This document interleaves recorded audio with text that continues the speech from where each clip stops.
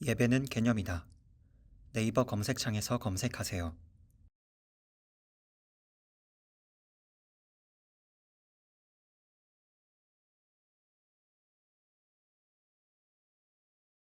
마태복음 5장 17절부터 19절까지의 말씀. 하나님 말씀은 마태복음 5장 17절부터 19절까지의 말씀입니다. 신약성경 5페이지입니다. 찾으셨으면 제가 봉독하겠습니다. 내가 율법이나 선지자를 폐하러 온 줄로 생각하지 말라. 폐하러 온 것이 아니요 완전하게 하려 함이라. 진실로 너희에게 이르노니 천지가 없어지기 전에는 율법의 1.1획도 결코 없어지지 아니하고 다 이루리라. 그러므로 누구든지 이 계명 중에 지극히 작은 것 하나라도 버리고 또 그같이 사람을 가르치는 자는 천국에서 지극히 작다 일컬음을 받을 것이요 누구든지 이를 행하며 가르치는 자는 천국에서 크다 일컬음을 받으리라. 아멘. 이 시간은 산상수훈 15번째 강의가 되겠습니다. 구약의 언약과 복음이라는 제목으로 하나님 말씀 증거하도록 하겠습니다. 구약의 언약과 복음. 옛 속담에 선무당이 사람 잡는다는 말이 있습니다. 어설픈 게 더 위험하다는 얘기죠. 그러니까 아는 것도 정확하게 알지 않고 어설프게 알면 오히려 모르니만 못합니다. 근데 이 부분이 육적인 부분에서도 그렇죠. 육적인 부분에서도 어설프게 아는 사람이요 생사람 잡습니다. 육적인 거 어설프게 아는 사람들이 사람 어떤 환경도 망가뜨리고 육신도 망가뜨리고 그렇죠. 근데 육신적인 것보다 더 어설프게 알면 곤란한 것이 뭐냐면 어떤 철학적인 것들이죠. 정신적인 것들. 피해력이 파괴력이 더 큽니다. 표면적으로 볼 때는 그래요. 표면적으로 볼 때는 육신적인 것이 망가지는 것이 더 파괴력이 큰 것 같이 보이지만 실제적으로 정신적인 것을 어설프게 다뤄서 망가뜨리면 파괴력이 더 커지게 됩니다. 근데 그것보다 파괴력이 더 큰 것이 뭐냐면 영적인 것입니다. 영적인 것을 어설프게 다루게 되면 그 파괴력은 전인격적으로 파괴력이 확산되어져 갑니다. 그래서 우리가 이 영적인 것을 정확하게 알려고 하는 태도는 굉장히 필요합니다. 저는 개인적으로 오늘날 영적인 것을 다루는 한국 교회가 영적인 부분을 너무 어설프게 다루는 것으로 인해서 또는 너무 신중하지 않고 너무 이렇게 어떤 깊이 있게 상고하지 않고 성도들을 가르치고 또는 권면하는 이런 행태가 오늘날 얼마나 위험한가를 정말 많이 느낍니다. 실제로 여러분들 왜 오늘날 한국교회 교인들은 강단에서 설교는 뭐 나도 저 정도면 하겠네라는 그런 풍토가 점점 확산되고 있을까요? 설교가 아무것도 아닌 것처럼 취급되고 그리고 설교의 권위가 땅바닥에 떨어진 시대에 살고 있습니다. 그 왜 그러냐면 강단에서 하나님의 말씀을 풀고 해석해 주는 데 있어서 너무 그 아마추어리즘이 너무 심한 거예요. 그냥 누가 보더라도 아마추어예요.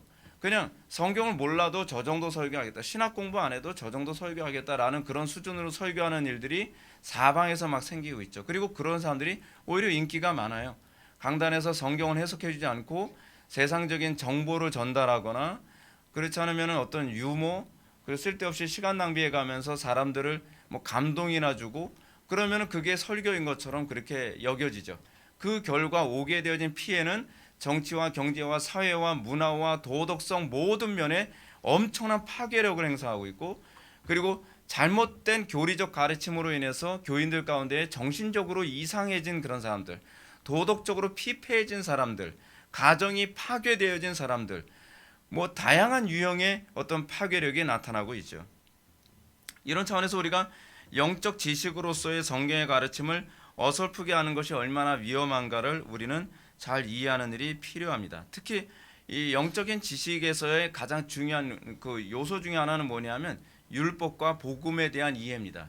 존 버넨의 철로의 역정에서도 7가지 비유의 방에서 그 율법과 복음에 관해서 언급하고 있잖아요. 이 율법과 복음에 대한 분명한 이해는 여러분들이 순례의 길을 걸어가는 데 있어서 필수적으로 정확하게 이해해야만 하는 요소입니다.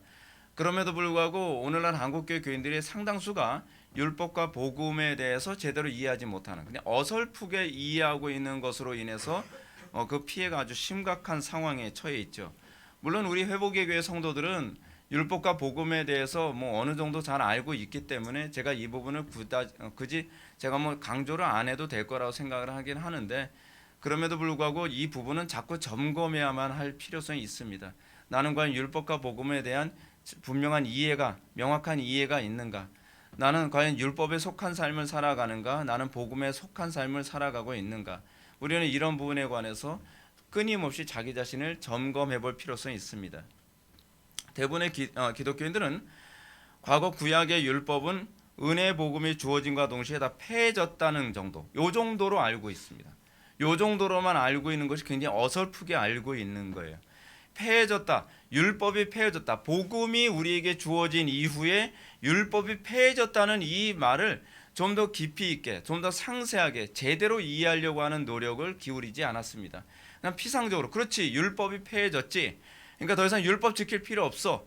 근데 여기서 좀 더 발전하고 좀 더 이제 아는 사람들이 뭐라고 얘기하냐면, 그 폐해졌다는 것이 윤리 도덕적인 폐해졌다는 것이 아니라 소위 사회법 같은 거, 제사법 같은 거, 이런 것들이 폐해졌다는 얘기지. 뭐 이 정도 뭐 진도가 나가죠.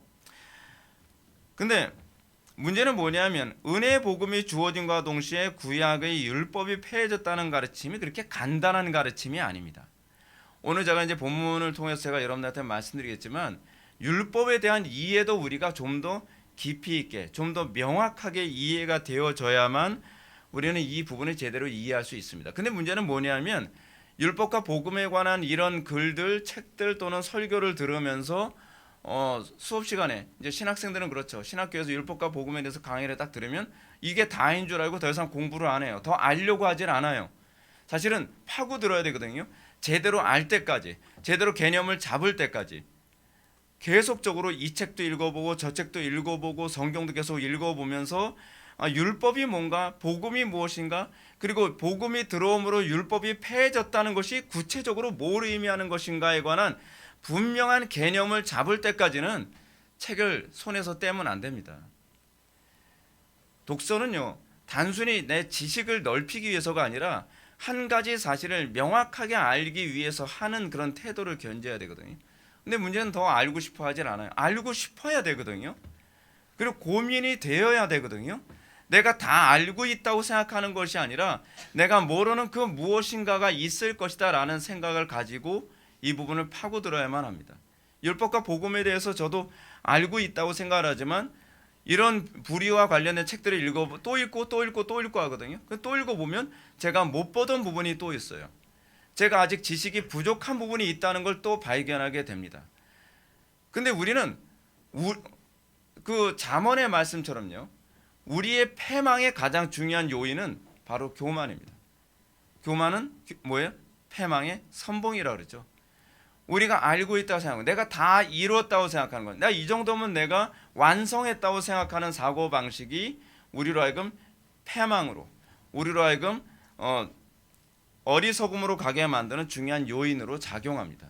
항상 우리는 어떤 태도를 견제해야만 합니까? 어린아이처럼 내가 아직 아는 것이 부족하니까 난 더 배워야 되고 더 깨달아야 되고 더 이 부분에 대해서 묵상을 하고 더 이 부분을 치밀하게 정교하게 알아내야 되겠다라고 하는 태도를 견지해야만 합니다.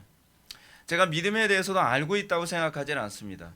요즘에 믿음에 대해서도 또 굉장히 고민을 많이 합니다. 과연 믿음이 무엇인가? 내가 알고 있는 것 그 이상의 어떤 부분이 또 있다는 것을 또 발견하게 되고 또 발견해야 되고. 그래서 제가 여러분한테 이런 말씀을 드리죠. 기독교는 세속 학문에서 봤을 때 굉장히 좁습니다. 좁을 수밖에 없어요. 왜냐하면 더 이상 발전하고 넓어져야 될 이유가 없거든요. 절대 진리니까요. 이 진리가 아닐 경우에는 자꾸 복잡해져 가요. 근데 진리의 특징이 뭐냐면 좁아요. 여기까지가 다야 라는 거로 이미 한정 지어 버렸어요. 대신에 깊어요. 그게 진리의 특징이에요. 진리는 위에서 보면 아무것도 아닌 것 같은데 옆에서 보면 너무 깊어요. 너무 깊어요. 그래서 아무리 안다고 하더라도 내가 아는 게 아닌 거예요. 마치 아주 깊은 우물과 같아요. 그것이 복음의 특징입니다. 우리가 교리에 대해서 또는 진리에 대해서 더 많이 알려고 하지 않는 이유는 뭐냐면 내 편리에 대해서 교리를 또는 진리를 추구하기 때문에 그렇습니다. 근데 여러분, 내가 주님을 더 온전히 섬기기를 원한다고 한다면, 내가 주님을 더욱더 정확하게 섬기기를 원한다고 한다면 우리는 내가 아는 것으로 만족할 수가 없습니다. 어떻게 하면 내가 하나님을 더 기쁘시게 해드릴 수 있을까? 어떻게 하면 내가 하나님의 그 말씀에, 하나님의 명령을 더 온전히 준행하며 살아갈 수 없을까라고 하는 그 마음을, 그 그리스도의 마음을 우리가 가졌다고 한다면 우리는 아는 것에, 내가 현재 아는 것에 결코 만족하지 못할 것입니다. 문제는 우리가 소위 성경적인 어떤 교리나 지식에 대한 알미, 내 육적인 어떤 지성의 욕구를 채우는 것으로 만족하려고 하기 때문에 우리는 더 알려고 하지 않는 그런 모습이 나타나는 것이 아닌가 하는 생각이 듭니다. 때문에 상당수의 교인들이나 목회자들은 은혜 복음이 주어짐으로 율법이 다 폐해졌다는 가르침은 많이 들어서 알고 있지만 근데 거기서 더 이상 발전하지는 않습니다. 율법이 다 폐해졌다는 가르침이 무엇을 의미하는지를 구체적이고 명확하게 이해하려고 노력하지 않습니다. 율법이 폐해졌기 때문에 더 이상 성도는 도덕적 의무도 지지 않게 되었다, 이 정도로 생각하죠. 왜냐하면 이게 되게 편리하거든요. 그렇지, 율법 폐해졌으니까 우리는 더 이상 도덕적인 의무가 주어지지 않아. 우리 이거 뭐라 그러죠? 무율법주의라고 그러죠. 무율법주의. 굉장히 편리한 가르침이죠. 그리고 교인들이 듣고 싶어하는 가르침이죠. 예. 실제로 요즘 좀 사람들한테 환호받는 가르침 중 하나가 무율법주의거든요. 무율법주의. 그러니까 사람들이 그런 가르침을 되게 좋아하죠. 왜냐하면 나에게 율법적인 의무를 더 이상 강제하지 않는 그런 가르침은 너무 좋은 거예요. 사람들이 거기서 환호하죠. 그런 사람들이 그럽니다. 내가 드디어 복음을 만났다라고 얘기를 합니다. 아니요, 그건 복음이 아닙니다. 여러분, 만약에 우리가 이렇게 생각한다면 상식적으로 조금만 생각해 보더라도 뭔가 앞뒤가 맞지 않습니다. 뭐냐면 복음이 하나님의 거룩한 속성과 정면 충돌이 일어나고 있다는 사실입니다. 하나님의 속성과 충돌을 일으키고 있다면 그것은 뭔가 잘못된 가르침입니다. 로이 존스 목사님이 그런 얘기했죠. 바른 교리는 성도들을 긴장하게 한다. 바른 교리는 성도들을 하여금 기도하게 만든다. 거짓된 교리의 특징이 무엇이냐면 성도들을 기도하지 않게 합니다. 거짓된 교리의 특징이 무엇이냐면 성도들을 느슨하게 만듭니다. 그래서 여러분들이 설교를 듣고 나서 나는 왜 이 설교를 듣고 나면 점점 더 느슨해지지? 왜 이 설교를 듣고 나면 나는 점점 더 기도할 의욕이 점점 사라지지? 라고 한다면 여러분들이 무엇인가 의식하지 못할지라도 그 가르침은 잘못 가고 있는 것이 틀림없습니다. 성령께서 우리에게 주시는 가르침은 우리를 항상 기도하게 만들고 겸손하게 만들며 우리로 하여금 항상 긴장하게 만듭니다. 깨어있게 만든다는 얘기입니다. 그것이 바른 교리의 특징이고 바른 설교의 특징입니다.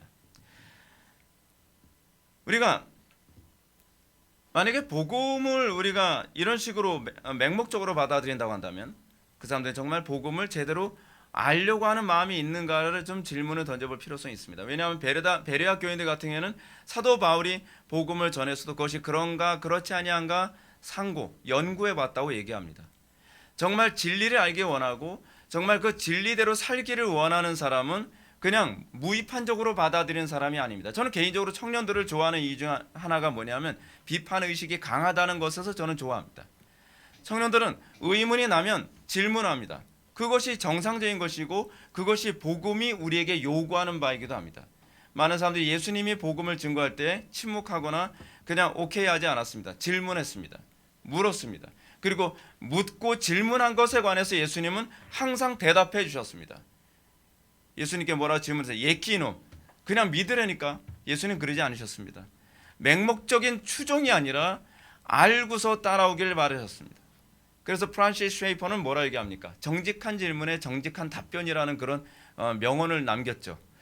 정말 진리를 알기를 원하고 정말 주님의 뒤를 따르기를 원해서 던지는 질문에는 항상 답변이 준비되어 있다는 겁니다. 그것이 기독교입니다. 우리는 오늘날 젊은이들이 질문하는 것에 입을 막게 만드는 그런 교회들을 많이 봅니다. 성경적이지 않습니다. 진리는 당당합니다. 진리는 정말 알기를 원하고 올바른 길을 가기 원하는 순례자들에게 항상 대답해 줄 준비가 되어 있습니다. 그것이 진리의 당당함입니다. 근데 언제부턴가 우리는 당당하지 않은, 그리고 의문을 갖고 질문을 던지는 젊은이들을 향해서 비난하는 그런 기독교가 만연해져 버리고 말았습니다. 별로 성경적이지 않습니다. 근데 놀랍게도 이런 현상은 비단 이 시대만의 현상은 아닙니다. 교회사 안에서도 흔히 나타나는 부분이기도 합니다. 교회사 안에서 수도 없이 무율법주의, 율법주의, 복음주의 이런 논쟁은 계속적으로 있었습니다. 때문에 교회사를 보면 율법 폐기론이라고 하는 논쟁까지 과거에도 여러 번 있었습니다. 그리고 예수님의 가르침에 대한 이런 오해는 오늘 본문에서 이미 아주 간단하게 해결될 수 있는 문제임에도 불구하고 사람들은 이를 복잡하게 만듭니다. 17절 말씀을 한번 보시겠습니다. 17절 말씀 다 같이 읽을까요? 시작.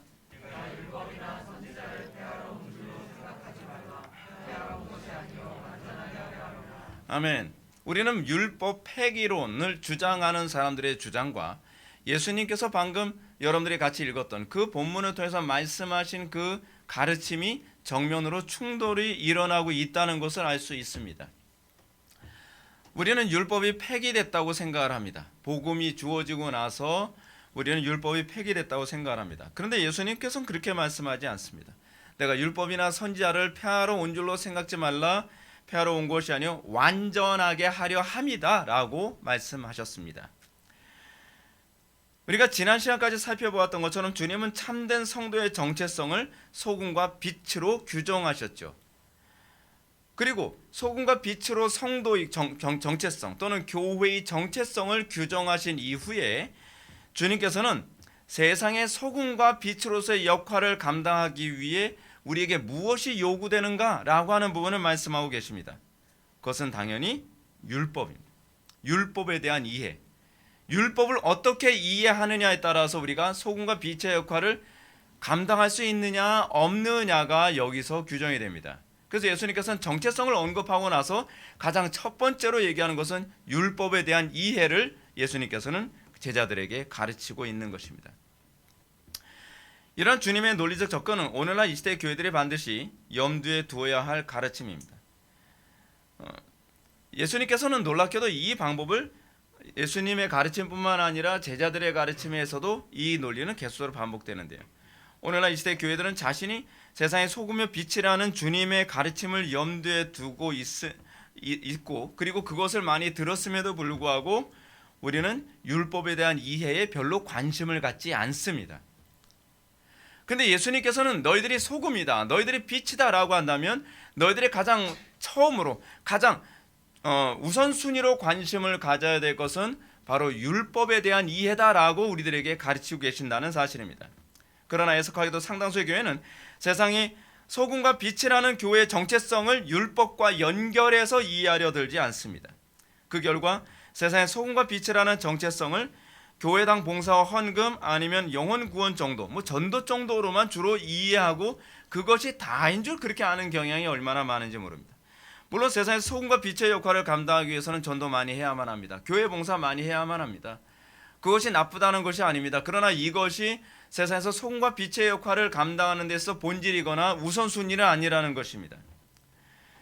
제가 지난 시간에도 여러분들한테 말씀드렸던 것처럼 세상에서 교회가 소금과 빛의 역할을 감당하려면 한 명 한 명이 전도되어져야 되고 한 명 한 명이 소금으로서 빛으로서 그 존재가 변화되어져야만 합니다.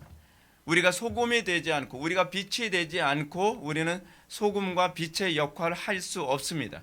그 역할을 하기 위해서는 우리의 본성이 바뀌어져야만 합니다. 오늘날 우리는 많은 사람들이 그런 얘기합니다. 소금과 빛으로서 잘 안 사라지는데요. 안 사라진다고 한다면 과연 나의 기능이 바뀌었는지, 내 그 본성이 바뀌었는지에 관한 질문이 우선되어져야만 합니다. 따라서 우리가 이 율법을 염두에 두지 않고 우리가 세상의 소금과 빛의 역할을 우리가 감당하려고 하는 것은 우리가 어떻게 소금과 빛으로서의 역할이 어떤 식으로 그 기능이 발휘되어지는지에 대해서 궁금해하지 않는 것이기도 합니다. 이런 태도는 교회가 세상 속에서 다시 불신자들 속에서 소금과 빛으로서 존재해야 될 태도와는 아주 거리가 먼 거죠. 적어도 여러분들이 소금으로 빛으로 여러분들이 존재가 바뀌었다고 한다면 그 다음에 여러분들이 가져야 될 관심은 율법입니다. 근데 상당수의 사람들이 예수를 믿고 내가 예수님을 영접했고 구원받았다고 얘기하면서도 그들이 복음에 대해서 관심을 갖지 않습니다. 교리를 배우려 하지 않고 진리를 배우려 하지 않고 성경을 배우려 하지 않고 율법을 배우려 하지 않습니다. 그냥 무관심합니다. 무율법주의를 가르치면 더 이상 고민하지 않고 오케이, 내가 원하던 가르침이네. 난 그렇지 않아도 나는 윤리도덕적으로 살 의향이 없었는데. 그래서 많은 사람들이 예수를 믿고 났는데 어떻습니까? 굉장히 부도덕한 사람들이 많이 나타나죠. 오늘날 이 시대 교회들은 왜 이런 모순적인 모습을 갖게 되었습니까? 오늘날 이 시대의 기독교인들은 왜 예수를 믿고 나면 오히려 윤리와 상식의 문제에서 세상 사람들한테 손가락질 받는 사람들로 바뀌어버리고 많아요. 예수 믿기 전보다 상태가 더 악해져 가는 사람들이 상당히 많이 있어요. 예수 믿기 전에는 그나마 술 퍼마시면서도 굉장히 대범했는데 예수 믿고 난 다음부터는 굉장히 쪼잔해지고 술만 안 마셨다 뿐이지, 담배만 안 폈다 뿐이지, 더 사람이 좁고 그리고 인색해지고 그리고 굉장히 광신적으로 바뀌는 현상이 자꾸 나타난단 말이에요. 그거는 정상적이지 않습니다. 왜냐하면 예수님의 모습이 그렇지 않았기 때문이죠.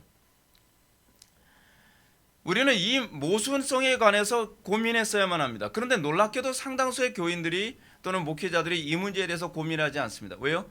구원은 믿음으로 받는 거라고 하니까요. 그럼 그 믿음이 뭔지에 대해서 왜 질문을 안 던지죠? 그 질문을 던지고 싶지 않겠죠. 왜냐하면 믿음에 대해서 분명하게 알아가게 된다면 나는 율법을 지켜야 된다고 하는 당위성으로 내가 몰리게 될 거라는 것 때문에 그런 것 아닐까요? 그건 신앙이 아닌 거죠. 제가 서론에서 언급했던 것처럼 이 시대의 상당수 교인들이나 목회자들은 율법이 폐지되었다. 우리는 더 이상 율법에 구애받을 필요가 없다. 율법은 불신자들만 구속할 뿐이지 하나님의 은혜로 믿음으로 구원받은 사람은 더 이상 율법에 구애받을 필요가 없게 되었다라고 환호합니다. 그리고 이런 무율법주의적인 그런 가르침이 굉장히 많은 사람들한테 환호를 받고요. 그리고 그런 사람들이 이단을 만들고 그런 사람들이 사회 전체를 소위 독서처럼 교회라고 하는 명분으로 망가뜨려가고 있습니다. 실제로 여러분 신천지, 하나님의 교회, 그렇지 않으면 여러 소위 성경을 믿는다고 하면서도 무율법주의로 가고 있는 수많은 이단들, 구원파들, 이런 가르침들의 공통점이 뭐냐면 무율법주의입니다. 근데 사람들은 이 무율법주의 가르침을 상당히 좋아합니다. 이 무율법주의 자리에 다른 걸 집어넣는 거죠. 뭘로요? 교회 봉사로 자기 의를 집어넣고 신비적 체험으로 자기 의를 집어넣음으로써 내가 신앙이 있고 내가 믿음이 있노라는 것을 그거로 입증하려 하고 있습니다. 그러나 성경은 그렇게 얘기하지 않습니다. 우리의 율법적인 또는 우리의 거룩하게 성화되어진 모습이 내가 믿음이 있느냐를 증거하는 시금석이라고 가르치고 있습니다. 근데 우리는 그 자리를 다른 것으로 대체하려고 합니다. 그것이 이단들의 공통적 특징입니다. 우리 교회도 이제 가끔 하다가 뭐 한 달에 한 번씩 구원파에 자꾸 뭐가 오는데 죄사함 거듭남의 비밀, 그 비밀이 뭔지 알고 싶지 않습니까? 맨날 비밀이래요. 맨날. 근데 그 비밀이 거짓 비밀이에요. 거짓 비밀. 비밀이라고 캐비넷을 열어봤는데, 금고를 열어봤는데 아무것도 없는 것 같은. 이게 비밀이야. 아무것도 없어. 여러분, 놀랍게도 이런 가르침은 정통 장로교 간판을 걸고 있는 교회들에게서도 비일비재하게 나타나고 있다는 건 알고 계십니까? 예정론을 어설프게 알고 있는 거예요. 문제는 이겁니다. 어설프게 아는 것이 문제입니다. 하나님의 예정, 선택, 작정교리, 이걸 어설프게 알고 있는 거예요. 그래서 장로교 안에서도 예정론을 근거로 해서 무율법주의를 가르칩니다. 뭐라고요? 한번 구원받은 사람은 절대로 타락해도 구원에서 이탈되지 않아. 한번 구원받은 사람은 절대로 율법과 관계없이 구원받는 거야 라고 이렇게 얘기합니다. 어느 목사님의 아들이 구원파에 들어갔답니다. 아버지가 야단을 치고 매를 들어가면서 구원파에 빠졌다고 막 야단을 치니까 그 아들이 그런 얘기합니다. 아빠, 그러면 제가 질문할게요. 이 구원파 교리와 아빠가 이제 그 가르쳤던 교리와 무슨 차이가 있죠? 대답을 못하더라는 거예요. 왜 대답을 못하죠? 정통 장로교 간판을 걸고 있었을 뿐이지 사실은 자기가 구원파의 교리를 가르친 거였거든요. 그러니까 자기가 잘못 가르치고 있는지 바르게 가르치는지, 내가 예정론을 제대로 이해하고 있는지 잘못 이해하고 있는지, 내가 율법과 복음에 대해서 제대로 이해하고 있는지 잘못 이해하고 있는지조차도 점검을 안 하는 거예요. 그냥 알고 있을 거라고 생각을 하는 거죠. 여러분, 이것이 우리들이 가지고 있는 모습이라는 거 알고 계십니까? 여러분들이 알고 있는 신학적인 개념들, 여러분들이 알고 있는 어떤 교리들 제대로 알고 있다고 생각을 합니까? 우리는 끊임없이 다듬어 가야만 합니다. 어떤 형제는 이런 얘기합니다. 설교를 들으면서 아무것도 받아 적지도 않고 그냥 두리번거리고 딴짓하면서 머리 굉장히 좋은 학생이에요. 좋은 대학교에 들어간 학생이니까. 그러니까 옆에서 너는 왜 뭐 아무것도 안 적니? 라고 얘기하니까 이렇게 얘기합니다. 저 다 아는 건데요. 안다 하니 모르는 자로다. 사실은 아는 얘기를 하는 게 아니었거든요. 그 청년은요, 이거와 이거의 미묘한 차이를 전혀 알지 못합니다. 근데 이거와 이거의 미묘한 차이를 알게 되면 거기서 감탄이 나오고 충격적일 수밖에 없어요. 자기가 안다고 생각하는 거예요. 사실은 모르고 있는 겁니다. 예수님께서 그러셨잖아요. 우리도 맹인인가? 그러니까 예수님께서 말씀하시죠. 너희가 본다 하니 맹인이로다. 우리가 믿음에 대해서 알고 있나요? 우리가 복음에 대해서 알고 있나요? 우리가 율법에 대해서 알고 있나요? 알아가면 알아갈수록 내가 알고 있는 것이 별로 없다는 것을 깨닫게 됩니다. 내가 알아가면 알아갈수록 복음에 대해서 내가 눈이 굉장히 어둡구나라는 것을 알게 됩니다. 내가 알아가면 알아갈수록 내가 하나님에 대해서 제대로 알고 있는 것이 없구나라는 것을 알아가게 됩니다. 그것이 알기 시작한 것입니다. 더 이상 내가 배울 것이 없는 것처럼, 내가 더 이상 그렇게 많은 지식에 관해서 알 필요가 없는 것처럼 생각을 합니까? 여러분들은 아직 아무것도 제대로 본 적이 없는 것입니다. 만약 이런 태도를 견지하고 있는 사람이라면 그는 오늘 본문에서 내가 율법이나 선지 하나 폐하러 온 줄로 생각지 말라. 폐하러 온 것이 아니요 완전하게 하냐 함이라 라고 하신 말씀에 귀를 기울여야만 합니다. 주님은 분명히 자신은 율법을 폐하러 온 것이 아니라 완전하게 함이라고 선언하셨습니다. 복음을 통해 율법의 폐지론에 빠져있는 사람들은 이 구절과 함께 균형을 잡아야겠죠. 그러나 이런 주장을 하면 어떤 사람은 반드시 들이대는 성경 구절이 있습니다. 히브리서 7장 18절 말씀, 그리고 10장 9절 말씀입니다. 히브리서 7장 18절 말씀은 이렇습니다. 전에 있던 계명은 연약하고 무익함으로 폐하였고, 히브리서 10장 9절은 또 이렇게 얘기합니다. 그 첫째 것을 폐하심은 둘째 것을 세우려 하심이라. 틀림없이 히브리서 기자가 율법이 폐해졌다라고 명확하게 얘기하고 있지 않나요? 그럼 저는 이렇게 얘기합니다. 틀림없이 예수님이 율법을 폐하려 온 것이 아니고 완전하게 하려고 오셨다라고 명확하게 얘기하고 있지 않나요? 왜 우리는 한쪽만을 믿죠? 왜 우리는 양쪽을 어떻게 조화롭게 이해해야 될지를 고민하지 않죠? 고민하고 싶지 않겠죠? 왜냐하면 율법이 폐해진 것이 마음이 더 편하니까요. 우리는 예수를 마음 편하려고 믿는 것이 아닙니다. 하나님을 더 정확하게 섬기기 위해서, 정확하게 예배하기 위해서 우리는 진리를 상고하는 것입니다. 그렇다면 우리는 이 두 상반되는 가르침을 어떻게 이해해야 될지 고민해야죠. 고민해야 됩니다. 저도 이 본문을 연구하면서 또 새로운 것을 알게 되고, 내가 알고 있는 것이 또 굉장히 부족한 것이었구나라는 것을 다시 한번 깨닫게 되었습니다. 우리는 분명히 이 두 구절이 모순을 범하지 않고 있다는 점을 인정해야만 합니다. 그렇다면 이 두 구절은 어떻게 모순을 범하지 않고 조화를 이룰 수 있을까요?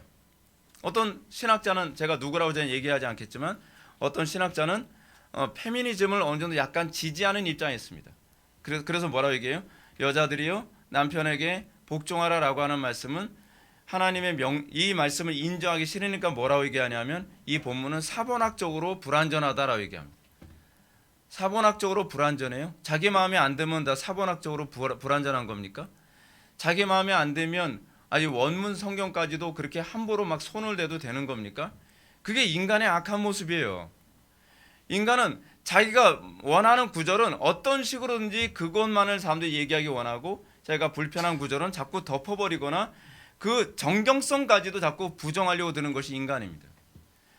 그리고 부정하지 않으려면 본문을 왜곡하려고 하죠. 그래서 어찌하든지 그 본문이 내가 원하는 얘기를 해야 돼요. 아니요, 여러분들, 우리는 정반대로 가야만 합니다. 우리는 본문이 얘기하는 대로 내가 가려고 해야 됩니다. 그러나 우리는 어떻게 하든지 본문이 내가 원하는 대로 말하고 있다라고 그 본문을 왜곡하거나 설득하려고 갖은 방법을 다 사용합니다. 히브리어 원문, 헬라어 원문의 그 의미까지 교묘하게 왜곡해 가면서, 여러분, 우리는 이게 얼마나 위험한 태도인지 여러분 아셔야만 합니다. 모든 성경 하나님의 감동으로 된 것으로 교훈과 책망과 의로 교육하기에 유익하니라라고 하는 이 말씀도요, 발티안들은 다르게 번역을 합니다. 성경은 그 모든 성경은이라고 우리가 번역한 그 본문은 성경의 정경성, 모든 성경의 정경성을 얘기하지만 발티안들은 그렇게 해석하지 않죠. 어떤 성경이라는 그런 관점으로 본문을 해석하는, 왜냐하면 그 본문 자체가 둘로 해석이 가능한 그런 본문이거든요.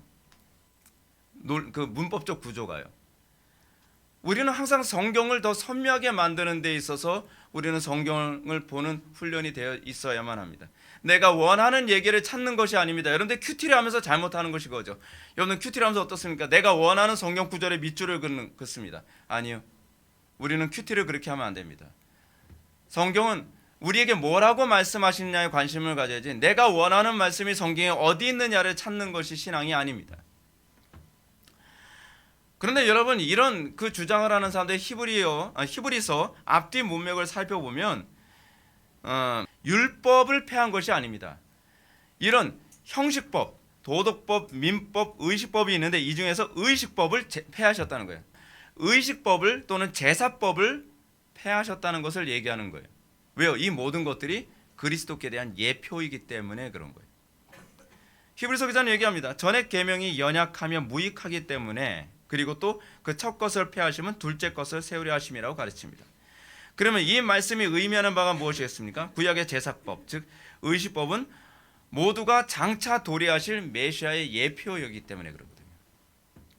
근데 이 예표로서의 제사법은 사람들에게 구원을 주기에는 연약하고 불완전했다는 겁니다.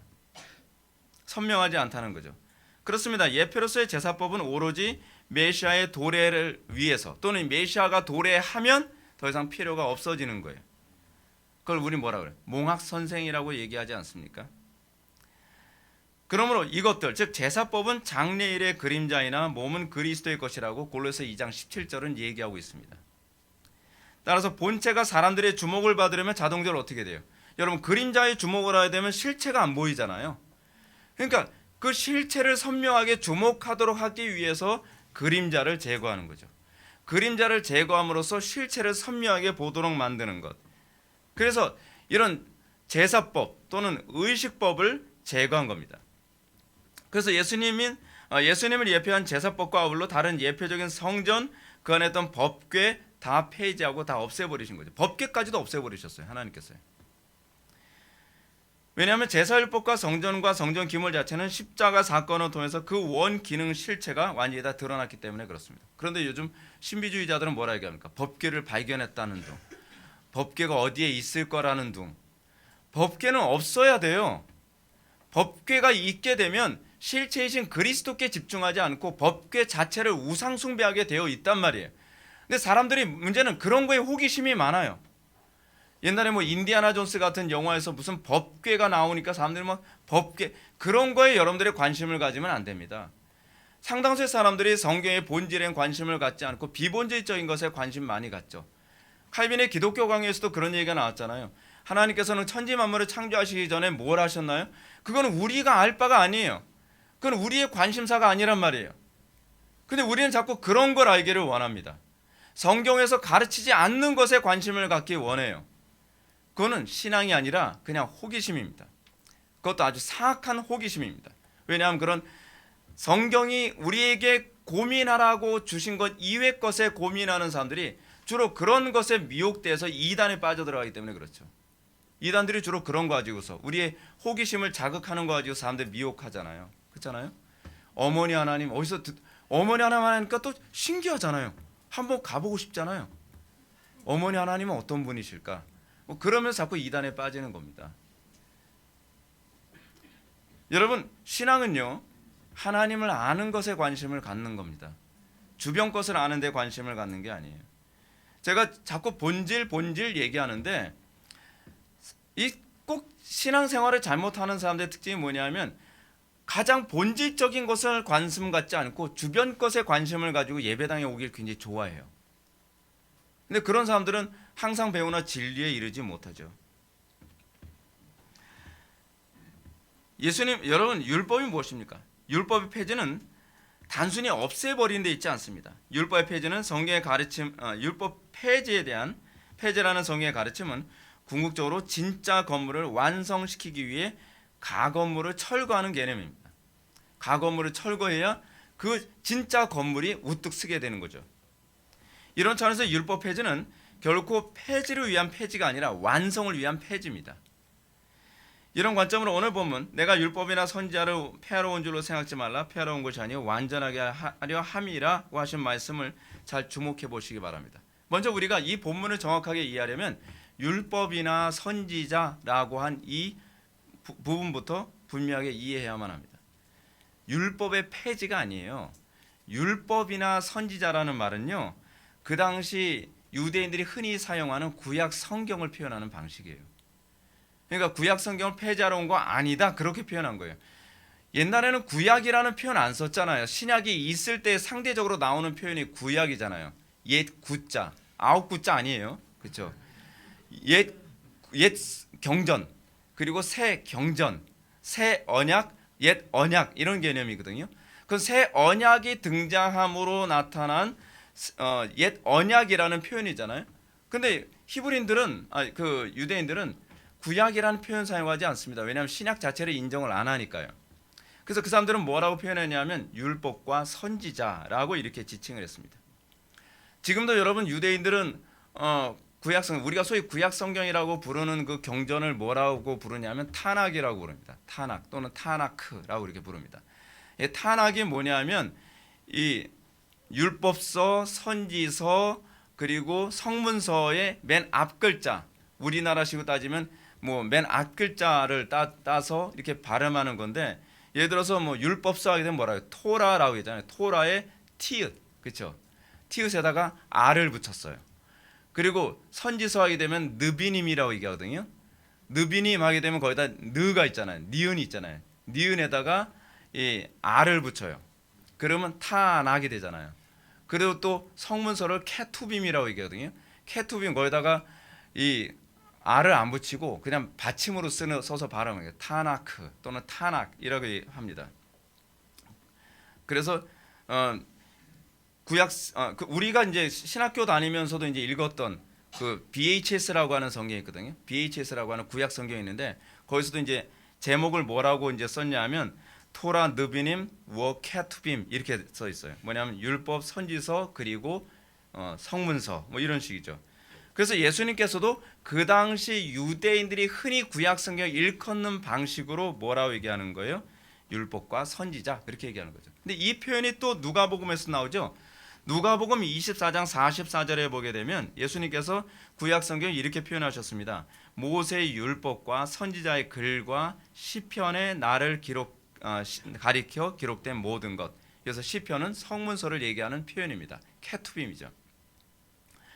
그래서 여러분 구약 성경을 표현하는 몇 가지 표현 방식이 있는데, 하나는 뭐냐면 율법과 선지자 또는 율법과 선지자와 시편 또는 율법 뭐 이런 식으로 표현합니다. 근데 다 뭐 표현하는 방식이에요? 구약이라는 얘기예요. 구약을 표현하는 방식이죠. 이런 사실을 염두에 두고 우리 주님이 하신 말씀을 다시 본문으로 들어갑시다. 그럼 우리 주님은 이렇게 표현하신 거죠. 내가 구약 성경을 폐하러 온 줄로 생각지 말라. 구약을 완전케 하려 함이라. 근데 구약이 뭘 증거했어요? 나를 증거함이라. 그렇죠? 예수님을 증거한 것이 구약이죠. 그래서 구약의 실체이신 그리스도께서 등장하셨기 때문에 구약의 완성이 일어나게 되는 거죠. 예수님은 단순히 율법이 하는 구약을 완전하게 오셨다는 말입니다. 그럼 왜 이런 말씀을 하셨을까요? 그 이유는 유대인 종교 지도자들의 눈에 예수님의 행동이 마치 구약 성경을 뭐 하는 것처럼 보였어요? 마치 폐하는 것처럼, 폐하시는 분처럼 이렇게 보였던 거죠. 이들이 예수님을 그렇게 오해한 것은 예수님을 어설프게 이해했기 때문에 그렇습니다. 예수님께서 어떤 식으로 구약을 폐하는 것처럼 보이시죠? 안식일 날 뭐 미리사 까먹는 제자들을 그건 유대인들은 타작이라고 생각했거든요. 안식일을 범했다. 안식일 날 예수님이 소위 그들이 생각하는 안식일을 범하는 것 같은, 또는 병 고치는 것, 그 병 고치는 건 뭐죠? 의료행위. 의료행위 하지 마라. 뭐 그런 식의. 그러니까 예수님께서 뭐라 해요? 내가 율법 폐하러 온 거 아니야. 난 율법을 완전하게 하려 온 거야. 완성시키러 온 거야. 라고 이렇게 가르치시는 거죠. 그래서 우리는 복음을 어설프게 이해한 자들의 태도가 어떤 것인지 알 수 있죠. 복음을 어설프게 이해하니까 어떻게 해요? 오히려 율법을 정확하게 이해하고 가르치는 사람을 죽이려고 하죠. 예수님을 죽이려고 했잖아요. 사실 그들은 주님을 이해할 생각이 사실 전혀 없었습니다. 그들은 주님을 어찌하든지 나쁘게 평가하든지 아니면 자신의 편리대로 이해하고 싶었어요. 그들은 예수님이 율법 폐지론자라고 이해하고 그걸 아예 그냥 선입견을 딱 가지고 그것을 복음이라고 생각했습니다. 복음? 그 율법 폐지론이야. 문제는 우리가 그런 선입견을 가지고 복음을 들으면 안 된다는 얘기입니다. 따라서 주님은 자신이 구약에 대해서 어떤 태도를 가지고 구약을 취급하고 있는지를 18절 말씀을 통해서 해명하고 계십니다. 18절 다 같이 읽겠습니다. 시작.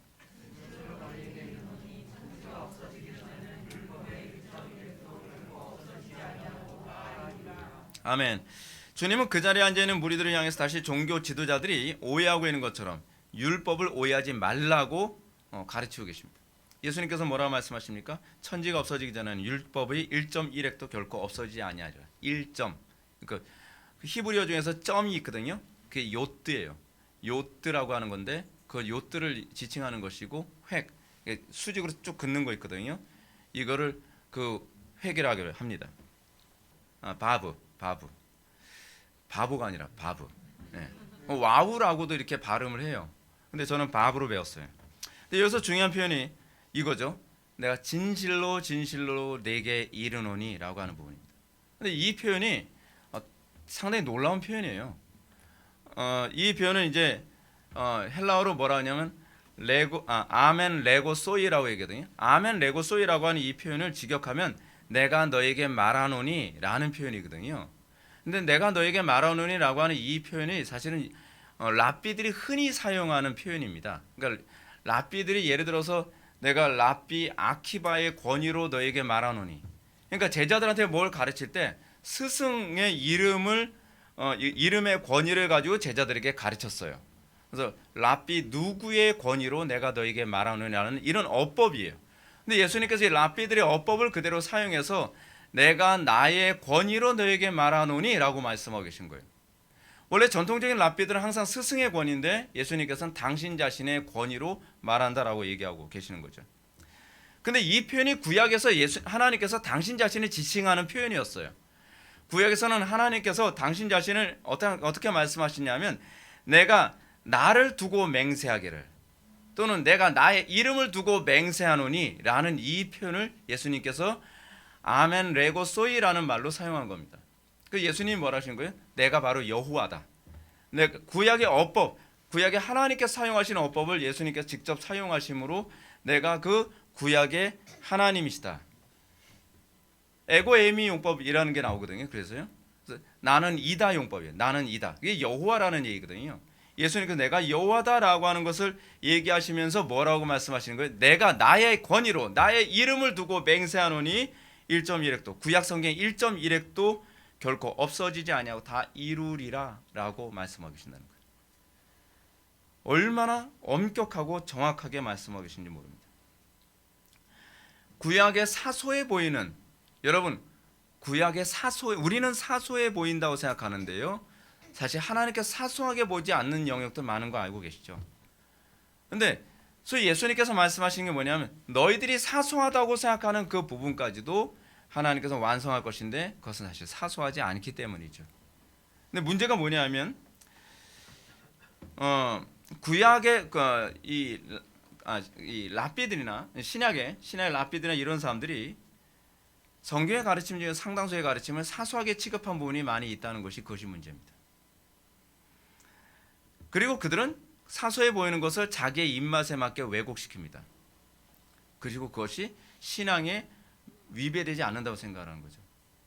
여러분 신앙생활에서요.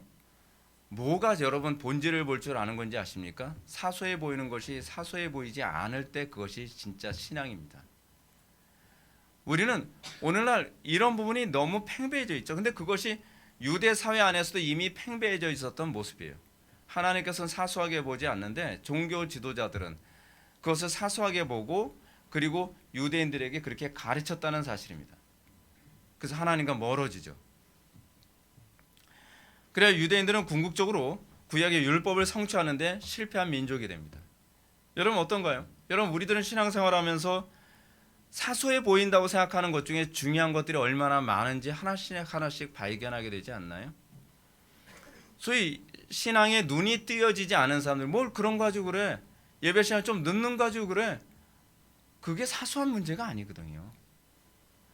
예배 한두 번 빠지는 거 가지고 뭘 그래? 그게 사소한 게 아닙니다. 문제는 뭐냐면 우리가 하나님의 안목을 가지고 보게 되면 우리가 사소하게 봤던 것, 우리가 별거 아닌 죄라고 생각했던 것들이 얼마나 큰 죄인지 모릅니다. 우리가 회심하면서 이런 얘기를 많이 듣잖아요. 목사님, 제가 회심하기 전에는 이 부분이 별로 큰 죄라고 생각을 안 했는데요. 제가 회심하고 나서 보니까 이것이 얼마나 하나님 앞에서 크나큰 범죄인지를 비로소 알게 되었습니다. 그게 이제 그 사람이 비로소 진짜 회심한 사람이죠. 그것에 대한 안목이 없다면, 안목의 변화가 없다면 그건 회심이 아닙니다. 착각하지 마십시오. 종교만 바꾼 것일 가능성이 아주 농후한 거죠. 1.1획. 여러분 근데 그 1.1획 하나를 가지고서 주어가 바뀌기도 하고 1.1획 하나 가지고서 목적어가 바뀌기도 하고 1.1획 하나를 가지고서 의미가 살짝 바뀌기도 하죠. 유대인들은 어떻게 생각했습니까? 하루에 1000보 이상만 걷지 않으면 안식에 준수한 거야. 근데 그럴까요? 너희들은 성경의 본질을 제대로 이해하지도 못하면서 그 1.1획을 다 망가뜨려 놨다는 거죠. 주님은 어떻게 구약 성경 언약을 그럼 1.1획의 왜곡도 없이 완전하게 다 이룰 수 있다는 것일까요? 고린도후서 3장 3절 말씀은 이렇게 얘기하고 있습니다. 너희는 우리로 말미암아 나타난 그리스도의 편지니 이는 먹으로 쓴 것이 아니요 오직 살아계신 하나님의 영으로 쓴 것이며 또 돌판에 쓴 것이 아니요 오직 육의 마음판에 쓴 것이라. 이건 사실은 구약의 예레미야서 31장 33절 말씀을 사도 바울이 그대로 인용하고 있는 거거든요. 예레미야서 31장 33절 말씀 보면 이렇습니다. 그러나 그날 후에 내가 이스라엘 집과 맺을 언약은 이러하니 곧 내가 나의 법을 그들의 마음 속에 두며 그들의 마음에 기록하여 나는 그들의 하나님이 되고 그들은 내 백성이 될 것이라. 여호와의 말씀이니라. 하나님께서 어떻게 이루시게 하신다는 거예요? 형식적으로 이루게 하시는 것이 아니죠. 우리의 마음에 새겨서 우리의 본성으로 주의 명령을 지키게 하겠다는 겁니다. 누가 더 정확하게 지켰습니까? 구약시대에는 언약을 돌판에 새겨서 사람들에게 의무적으로 지키게 했지만 성령이 오시면 하나님께서 율법을 사람들 마음에 본성에 새겨서 그들이 자발적이고 기쁨으로 지키게 하신다는 얘기입니다. 이것이 율법과 복음의 극명한 차이죠. 그래서 새 언약의 백성들은 과거 유대인들처럼 율법을 마지못해 의무적으로 지키는 거예요. 그래서 그 사람들은 뭘 자꾸 원해요? 율법이 폐지됐으면 좋겠다. 율법을 안 지키고 그냥 구원만 받으면 안 되나? 근데 복음이 들어오면 어떤 현상이 나타나는 거예요? 율법을 즐거이 지키게 되는 거예요. 율법을 자발적으로 지키는 거예요. 율법을 기쁨으로 지키게 된다는 거예요. 율법을 안 지키는 것이 아니라 율법을 즐거워하게 만든다는 사실입니다. 이것은 고린도후서 9장 7절에서 바울의 가르침에 더 선명하게 나타납니다. 그 당시 고린도 교회에게 헌금을 각각 그 마음에 정한 대로 할 것이요 인색함이나 억지로 하지 말지니 하나님은 즐겨내는 자를 사랑하시느니라 라고 가르치고 있습니다. 그냥 돈이 아닙니다. 그 당시에 고린도 교회에서 헌금을 한 건 희생이었습니다. 엄청난 희생이었습니다. 가난하고 힘들고 어려운 상황에서 자원하여 희생하게 만드는 것. 핵심은 헌금이 아니라 희생이라는 개념이에요. 여러분 어떤가요? 오늘날 그리스도인들, 소위 교회에 나온다고 하는 그리스도인들에게 있어서 주의 명령을 따라 살아가는 것, 자기를 희생하는 이 희생이 어떤 식으로 일어나고 있나요? 자발적으로 일어나고 있나요? 아니면 의무적으로 일어나고 있나요? 복음이 우리 속에 들어가게 됐을 때 우리에게 나타나는 것이 무엇이라고 얘기하는 겁니까? 자발적이고 능동적인 자기 희생이 일어나게 된다는 사실입니다. 자발적이고 능동적으로 자기 희생이 일어나는 사람들이 과연 율법을 평범하게 지키겠습니까? 주의 계명을요? 아니죠. 다른 사람들보다 뛰어나게 지키겠죠. 해라 하라 해야만 억지로 하는 수준이 아니라 해라라고 하지 않아도 자꾸 오버해서 율법을 지키게 되는 거죠. 그래서 산 위의 동네가 되는 거예요. 정상적으로 신앙생활을 가지고 있는 사람은요, 그 사람이 어느 교회 가든지 감춰지질 않아요. 그런 사람이 우리 교회 와도요 감춰지지 않습니다. 신앙이 산 위의 동네처럼 빛을 발하게 되어 있어요.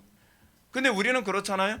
우리가 복음을 알게 됐고 주의 율법이 내 마음에 새겨졌다고 하는데 말로는 그렇게 얘기하는데 이거 해라 저거 해라 자꾸 좀 더 강요를 해야만 소위 그 율법의 그 라인에 맞아 떨어지게 갈 수 있는 것처럼 된다면요, 그거는 사실은 신앙이 아니에요. 정상적인 신앙은요, 요구하는 것보다 더 열심히 하게 돼 있어요. 근데 우리는 그렇지 않단 말이에요. 교회 안에서 여러분 전도사님들 같은 경우도 그렇습니다. 교회에서 요구하는 것 이상 잘 안 해요. 근데 정말 영혼을 사랑하는 사람들은 교회에서 요구하는 것과 관계없이 정말 마음을 다하고 뜻을 다하고 목숨을 다하고 힘을 다해서 영혼 사랑에 힘쓰죠. 우리에게서 나오는 율법의 완성이란 그거예요. 그냥 종교적 의무나 열심이 아니죠. 율법이 뭐죠? 사랑이잖아요. 그 사랑이 의무감으로, 우리가 율법을 지키지 않으면서 우리가 사랑한다고 얘기할 수 있냔 말이에요. 우리가 하나님께 예배를 개떡같이 하면서 내가 하나님 사랑해요? 다 거짓말이죠. 다 위선입니다. 역겨운 위선이죠.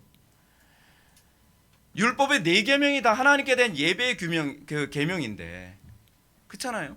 한국 교회가 지금 나타나고 있는 모습이 그거잖아요. 하나님 사랑해요. 뭐 경배 찬양하면서 막 눈물 콸콸 쏟아가면서 수도꼭지 틀어놓은 것처럼 막 사랑한다고 고백하고 났는데 예배는 죽어라고 안 드려요. 예배하라 그러면 기분 나빠하고, 꼭 예배를 꼭 해야 되나요? 꼭 그렇게까지 해야 되나요? 예배 좀 늦었다고, 예배 시간 좀 약간 불경을 해, 옷차림 좀 그랬다고 그거 가지고 꼭 그럴 필요성이 있나요? 사랑이 뭔지 모르는 거죠. 하나님께 대한 사랑은 예배에 대한 온전성을 추구하는 거예요. 여러분, 제가 예배를 자꾸 강조하는데요, 그건요 여러분들 불편하기 위해서가 아닙니다. 제가 하나님에 대해서 묵상할수록 이게 사랑이구나, 예배를 온전히 하는 것이 사랑이구나, 예배를 대충 하는 것을 그냥 편안하게 바라볼 수 있다면 그건 사랑이 아니죠. 그리고 그 사랑 안에서 이웃을 향한 사랑의 실천에 힘이 거기서 공급되는 거거든요. 여러분 어떤가요? 파라오가 모세 보고 뭐 제사를 드리는데 요 정도만 해라? 안 돼요. 내가 조금만 더 양보할게. 안 돼요. 다 양보하기 전까지는 난 당신하고 타협이 안 됩니다. 그것이 하나님을 마음을 다하고 뜻을 다하고 목숨을 다하고 힘을 다해서 사랑하는 건 아닙니까? 재앙 때문에 독이 오를 대로 오른 파라오가 얼마나 무섭겠습니까? 근데 파라오가 자꾸 이 접촉점, 저희 타협점을 자꾸 내놓는데, 타협점 그런 거 없다. 우리가 하나님께 드리는 예배는 온전한 것이지 네 따위 같은 것들에게 내가 조금이라도 양보하는 그런 예배 아니다. 우리는 과연 어떤 예배를 하냔 말이에요. 그게 소위 율법에서 얘기하는 예배의 수준이라니까요. 너희 의가 바리새인의 그 의보다 더 낫지 않고선 결단코 하나님의 나라를 볼 수 없다 그러잖아요. 근데 우리는 바리새인들의 의보다 더 낫냔 말이에요. 율법을 이런 식으로 지킨다면 유대인들처럼 율법을 하나님의 의도가 아닌 자신의 편리와 의도대로 교만하게 왜곡하지는 않을 겁니다. 어쨌든 율법의 1.1회까지도 정확하게 지키려는 그 마인드가 있냐는 거예요. 우리는 율법의 범주를 욕먹지 않을 정도로 지키려고 하느냐? 그렇지 않으면 내 마음이 1.1회까지 더 온전히 지킬 수 없는 것 때문에 소위 팔복의 가장 첫 번째, 심령이 가난하냐, 의에 줄이고 목마르냐. 그래서 그런 사람만이 소금과 빛의 역할을 감당할 수 있는 것이죠. 율법의 정신과 의도에 충실한 사람, 그것이 복음이 의도하는 바예요. 복음이 궁극적으로 의도하는 바는 율법을 지키는 사람이 아니라 율법의 마인드를 가지고 있는 사람이에요. 율법이 마음에 새겨진 사람이죠. 그러나 정말 심각한 것은 유대인들이 아니라 이 시대의 교회죠. 이 시대 교회들은 구약의 율법주의를 극복하고 새 언약의 복음 가운데 들어왔다고 자부합니다. 그러나 이 시대 교인들은 복음이 의미하는 율법에 대한 이해에 대해서 관심이 없어요. 그냥 주일 성수 주일날 예배만 잘했으면 되는 거지. 굳이 꼭 수요 예배까지, 금요 기도회까지. 근데 저는 그렇게 생각 안 해요. 저는 개척 초반에서부터 저는 그렇게 생각 안 했어요.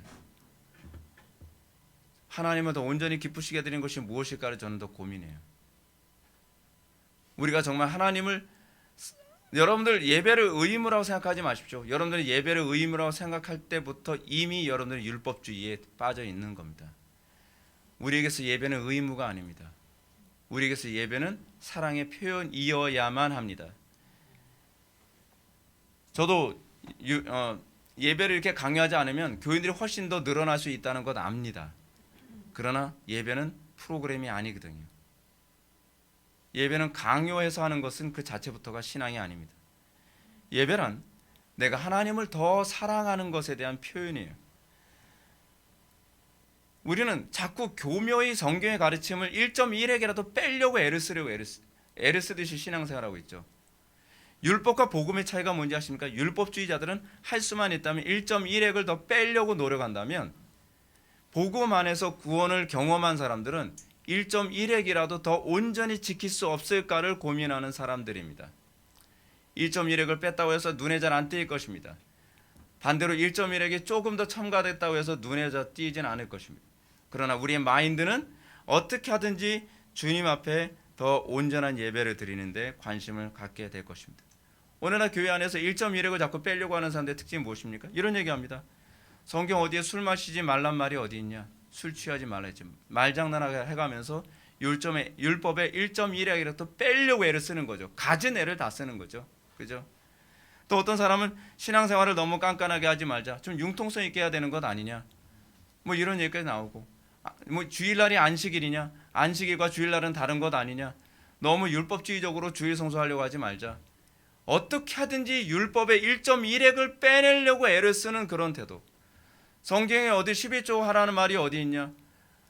그럼 11조 또 하지 말란 말은 또 어디 있어요? 근데 자꾸 1.1핵이라 자꾸 빼내려고 애를 써요. 여러분, 11조도 그렇습니다. 11조 모든 것이 주님의 것이라고 하는 정신을 가지고서 11조 하면 좀 어때요? 그렇잖아요? 아니 그런데 왜 굳이 우리는 걸 빼려고 그러냐 말이에요.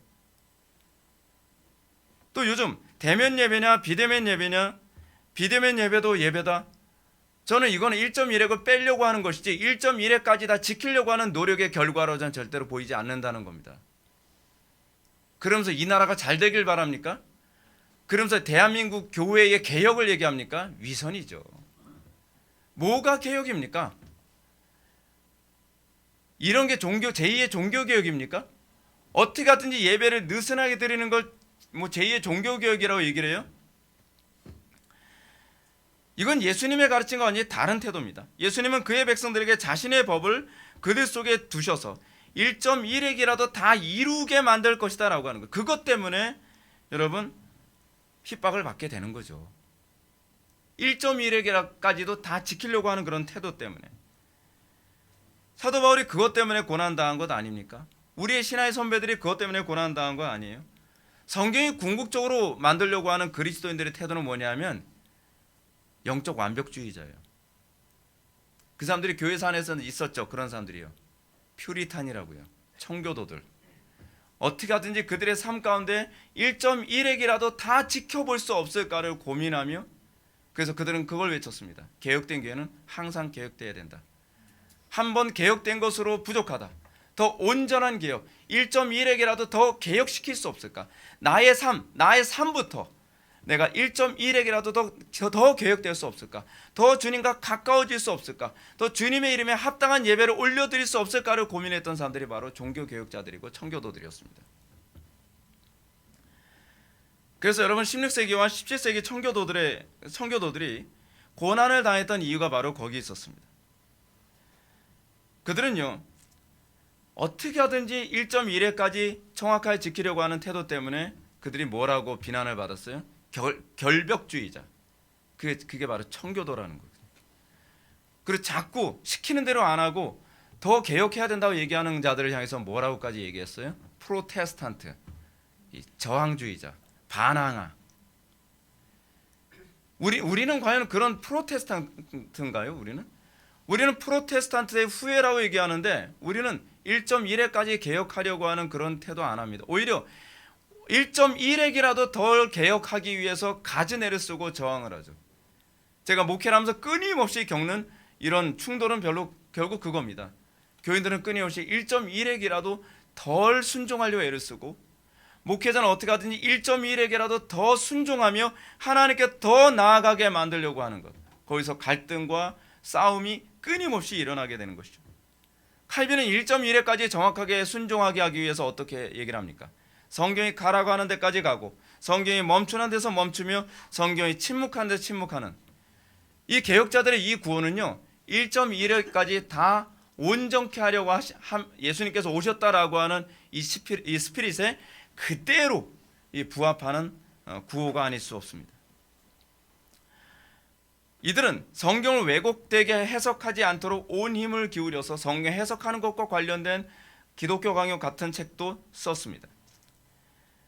이들이 이런 태도 때문에 사람의 머리로는 이해할 수 없는 예정론이라든지 하나님 주권사상, 인간의 전적 타락 교리를 사랑하고 수호하려 들었던 것입니다. 왜요? 더 정확하게 하나님의 뜻을 수행하려 들었기 때문에. 그래서 그들이 가는 곳마다 하나님의 영광이 나타난 겁니다. 그러면 과연 우리는 어떻습니까?